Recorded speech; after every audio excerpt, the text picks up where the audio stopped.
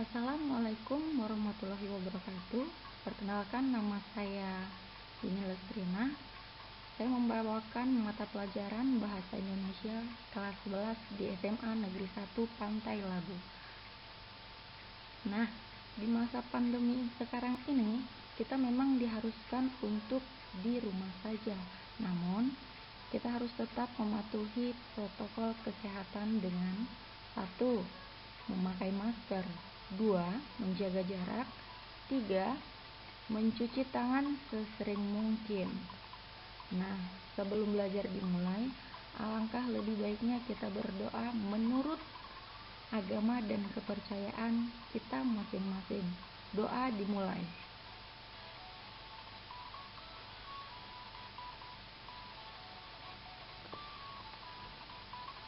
Doa selesai.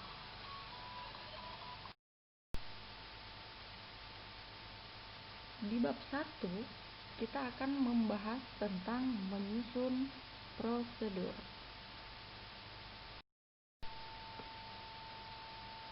Subjudul A, mengonstruksi informasi dalam teks prosedur. Prosedur. Ada yang tahu prosedur itu apa?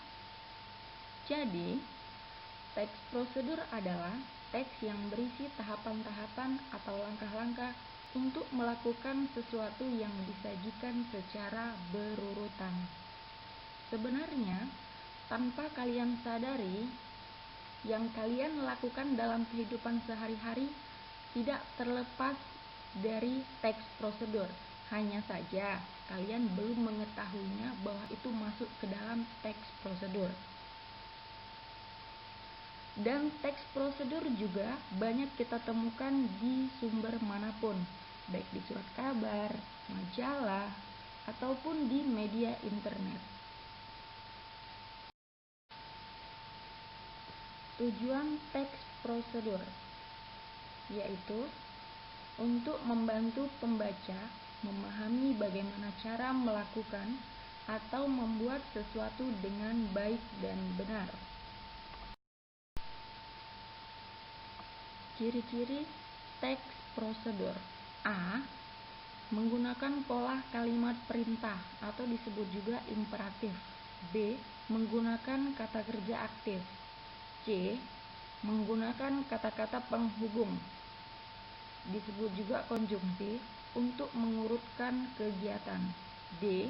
Menggunakan kata keterangan untuk menyatakan rincian waktu, tempat, dan cara yang akurat. Selanjutnya, macam-macam teks prosedur. A.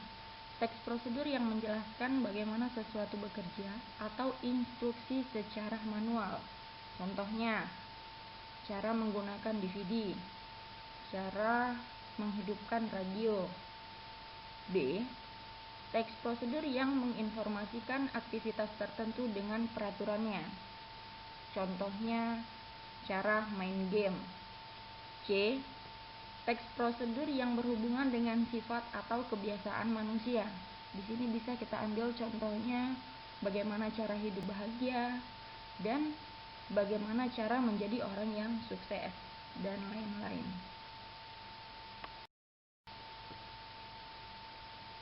Berikutnya struktur teks prosedur. Yang pertama ada tujuan. Tujuan ini sama dengan pernyataan umum. Pengertiannya yaitu pengantar tentang topik yang akan dijelaskan dalam teks, atau di sini bagian penjelasan singkatnya. Nah, biasanya tujuan ini terletak di atas atau paragraf pertama. Nah, berikutnya ada langkah-langkah. Di sini langkah-langkah adalah cara-cara yang ditempuh agar tujuan tercapai. Nah, ini biasanya terletak setelah tujuan dan bentuknya dia poin per poin, seperti 1, 2, 3, atau A, B, C, begitu juga seterusnya. Nah, selanjutnya yang ketiga ada penegasan ulang.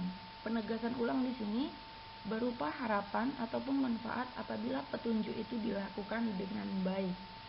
Jadi ini biasanya terletak di bawah atau di paling bawah ya.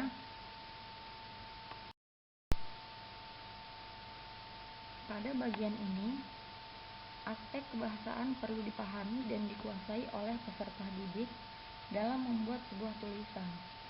Jika peserta didik menguasai aspek kebahasaan dalam sebuah tulisan, maka isi yang ditulisnya akan mudah dipahami oleh pembaca. Adapun kaidah teks prosedur: 1. Kata kerja imperatif. Kata kerja imperatif artinya kata kerja perintah. Contoh kata yang sering digunakan: pastikan, tunjukkan, ceritakan, hindari, jadilah. Yang kedua, pernyataan persuasif. Pernyataan persuasif di sini kalimat yang bersifat ajakan. Biasanya kalimat persuasif lebih sering dijumpai atau digunakan dalam promosi iklan. Contoh katanya, ayo, marilah. Berikutnya yang ketiga, ada kata teknis. Kata teknis di sini adalah kata khusus atau kata yang jarang kita dengar. Misalnya yang berkaitan dengan topik komputer. Jadi kata teknis yang bisa kita gunakan yaitu layar monitor, CPU, keyboard, dan printer. Untuk yang keempat, konjungsi. Konjungsi adalah kata penghubung.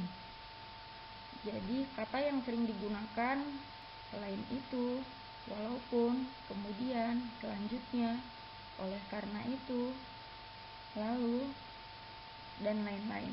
Untuk yang kelima ada deskripsi alat. Deskripsi alat di sini berarti menjelaskan atau memaparkan apabila prosedur itu berupa resep atau petunjuk penggunaan alat, akan digunakan gambaran rinci tentang benda dan alat yang dipakai, termasuk ukuran, jumlah, dan warna.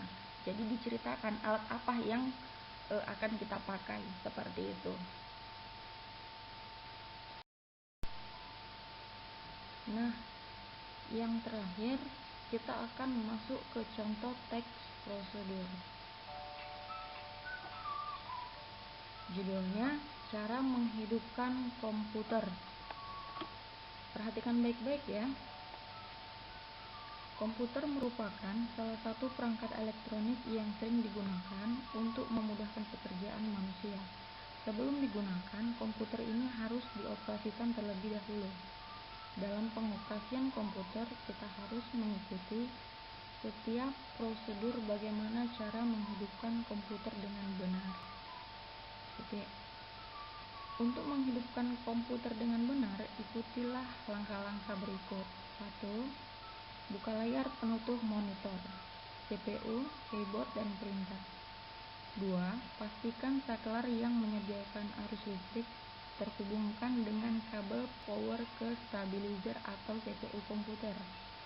3. Tekan tombol power pada CPU dan monitor. 4. Komputer akan booting. Tunggu proses ini sampai selesai. 5. Setelah selesai proses booting, komputer siap digunakan. Nah, setelah kamu perhatikan, kamu baca, dan kamu amati, apabila nanti kamu disuruh menganalisis struktur teks prosedur, maka caranya seperti ini. Seperti yang sudah kita pelajari sebelumnya, struktur teks prosedur itu kan ada 3. Yang pertama, tujuan. Jadi kalau kamu ingin menganalisis tujuan dari cara menghidupkan komputer, yaitu mulai dari komputer sampai dengan benar, paragraf pertama paling atas ya. Nah, yang kedua itu strukturnya ada langkah-langkah. Seperti yang sudah saya jelaskan, kalau langkah-langkah itu berarti cara-cara atau tahap-tahapnya. Dia bentuknya poin per poin, atau 1, 2, 3, atau A, B, C, dan D. Begitu juga seterusnya. Nah, selanjutnya ini bisa kita lihat ya, ada poin-poinnya. Inilah masuk ke langkah-langkah. Nah, yang terakhir adalah penegasan ulang.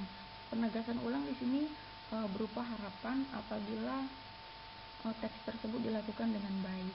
Jadi ini terletak di paling akhir. Bisa kita ambil poin kelima. Setelah selesai booting, komputer siap untuk digunakan. Paham sampai di sini? Jadi begitulah cara menganalisis teks struktur teks prosedur. Terima kasih. Demikian materi kita hari ini. Untuk berikutnya akan kita lanjutkan.